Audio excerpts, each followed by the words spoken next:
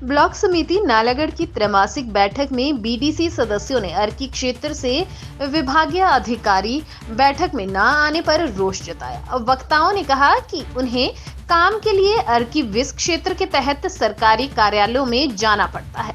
यहाँ पर केवल नाम के लिए उन्हें बैठक में बुलाया जाता है, जबकि उनके क्षेत्र का कोई भी विभागीय अधिकारी इस बैठक में नहीं आता है, जिससे उनकी किसी भी समस्या का हल नहीं होता है। बीडीसी सदस्य गीताराम योगेश शर्मा ने कहा कि सदस्यों ने बीडीसी फंड से होने वाले विकास कार्यों की राशि खर्च न होने का आरोप लगाया। बीडीओ कार्यालय सभागार में अध्यक्ष सुमन बंसल की अध्यक्षता में बैठक आयोजित की गई, जिसमें बीडीओ नियोन धैर्य शर्मा भी उपस्थित रहे। बीडीसी अध्यक्ष सुमन बंसल ने कहा कि आज भी कई मद ऐसे हैं जो 3 सालों से चले हुए हैं। बिजली और एचआरटीसी से संबंधित ज्यादा समस्याएं हैं। उन्होंने सभी विभागीय अधिकारियों को निर्देश दिए हैं कि वे बीडीसी सदस्यों की मांगों पर कार्रवाई करें। बीडीओ नियोन धैर्य शर्मा ने कहा कि बैठक में कई मुद्दे सामने आए, जिसमें 1 दर्जन को मौके पर ही सुलझाया गया। शेष मुद्दों को इसलिए नहीं सुलझाया गया क्योंकि कई अधिकारी बैठक में नहीं आए। उन्हें अगली बैठक में आने के लिए पत्र लिखा जाएगा। इसके अलावा बैठक में आय व्यय पर चर्चा की गई। बीडीसी सदस्य पुष्पेंद्र कौर ने कहा कि बीबीएन में कूड़ा समय पर नहीं उठ रहा है। हर पंचायत में कूड़े के ढेर लगे हुए हैं। उन्होंने जेबीआर कंपनी पर कड़ी कार्रवाई करने की मांग की है। भोगपुर के बीडीसी सुरेंद्र कुमार ने कहा कि भोगपुर में बिजली की लो वोल्टेज की समस्या है। आज तक नया ट्रांसफार्मर नहीं लगाया गया। भोजपुर में पेयजल स्कीम में बरसात के दौरान धुंधला पानी आ रहा है, उसे दूर किया जाए। मैं परगना मलाउन से संबंध रखता हूं, जहां वर्तमान में 5 पंचायतों की जगह आज 7 बन चुकी है और ये इलाका तहसील नालागढ़ के अंतर्गत आता है। वर्तमान में हमारी तहसील रामशहर है, इससे पूर्व नालागढ़ थी। सबसे पहले ये इलाका पेप्सू में होता था, फिर अंबाला जिला बना, फिर पटियाला बना, फिर रोपड़ बना, फिर महासू बना, फिर सोलन बना। आज सोलन में हैं और हम नालागढ़ तहसील से लगभग 60 से 65 किलोमीटर की दूरी पर हम लोग जो हैं। हमारा एरिया चारों तरफ से कटा हुआ है।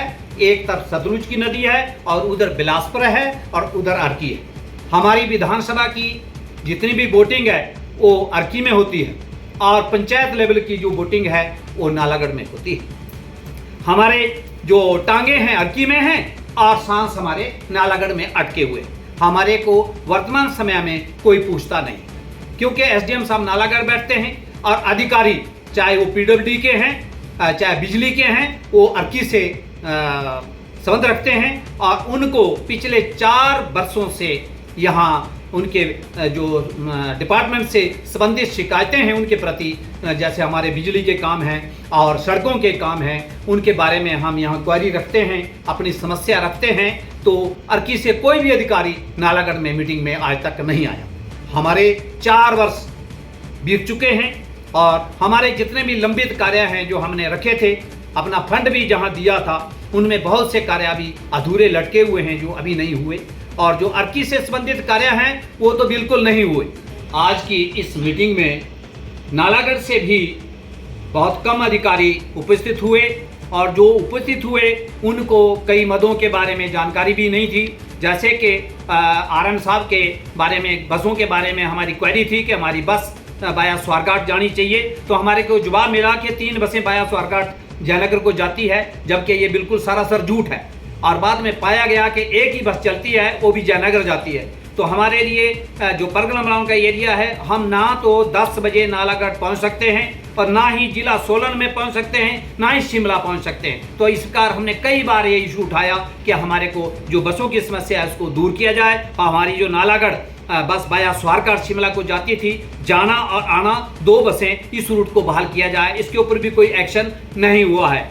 सबसे बड़ा कारण ये है जो हमारे काम, चाहे बीडीसी है, चाहे हमारे जिला परिषद है, ये नहीं हो रहे हैं, इसका मेन कारण है कि जो अधिकारी लोग जो है वो मीटिंग में नहीं आते, बहुत से अधिकारी नहीं आते और उनको जो है सीरियसली नहीं टेक ओवर करते, ये भी बड़ा कारण है। और दूसरे, हमारी मीटिंग अभी 7 महीने के बाद हुई है, हर तीसरे महीने मीटिंग होनी चाहिए और इसका आंकलन होना चाहिए कि पिछले कार्य जो पुनरावृत्ति होनी चाहिए, पिछले कार्य जो हमने इशू उठाए थे वो कंप्लीट हुए नहीं हुए, ये भी बहुत सी एक कमियां हैं। मैं ज़्यादा ना कहता हुआ मैं उम्मीद करता हूं कि आने वाले समय में ये सभी डिपार्टमेंट जो है हमारे इशू जो है सोल्व करेंगे। धन्यवाद जी। आज 8 अगस्त को हमने पंचायत समिति की जो त्रैमासिक बैठक है, जो इलेक्शन के कारण थोड़ी डिले हो गई थी, आज हमने उसे किया। ये पिछली मीटिंग 30 जनवरी को हुई थी। इस मीटिंग में सभी विभागों के रिप्रेजेंटेटिव्स को आना होता है और इसमें जो मद रखे जाते हैं मेंबर्स द्वारा, उन पर डिस्कशन होता है। हमारे 8 से 10 मद ऐसे हैं जिनका सॉल्यूशन हो गया और उन्हें ड्रॉप कर लिया गया, परंतु कुछ मद ऐसे थे जिनका सॉल्यूशन अभी हो नहीं पाया क्योंकि संबंधित अधिकारी मीटिंग में मौजूद नहीं हो सके अपने किसी अन्य कार्यक्रम के कारण। तो हम उन्हें पत्र लिखकर आने वाली मीटिंग में इंश्योर करने के लिए कह रहे हैं कि आप ज़रूर मौजूद हो। इसके अतिरिक्त हमने हमारी पंचायत के आय व्यय, पंचायत का बजट, समिति का और समिति मेंबर्स ने हमारे पंचायतों के जो 15 वित्त आयोग के कार्य हैं उनकी स्पीड को लेके जो सवाल उठाए, उनके निराकरण करने के लिए भी कुछ कदम उठाए हैं। हमने एक रिव्यू मीटिंग सितंबर महीने में रखी है जिसमें हम एक एक इशू को वर्क वाइज चेक करेंगे और डिस्कस करेंगे ताकि उनका समाधान हो सके।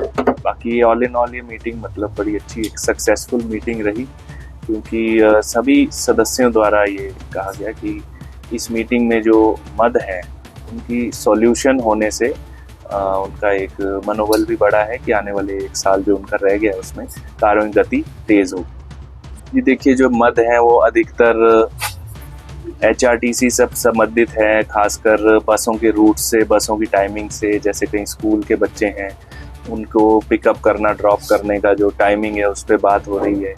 यदि बात हो रही है किसी अनसर्विस्ड एरिया को कवर करने की जहाँ पे अभी बस नहीं जा रही। इसके अतिरिक्त IPH और PWD से भी वाटर और रोड स्कीम्स की रिपेयर के संबंधित मद रखे गए, उन्होंने उसके जवाब भी हमें दिए। और बिजली विभाग से भी बहुत सारे सवाल पूछे गए हैं, खासकर लो वोल्टेज से संबंधित। तो उन्होंने आश्वासन दिया है कि उनको एक नई स्कीम सैंक्शन हुई है जिसमें वो न्यू ट्रांसफार्मर्स इंस्टॉल करेंगे और वोल्टेज की प्रॉब्लम रिजॉल्व हो जाएगी।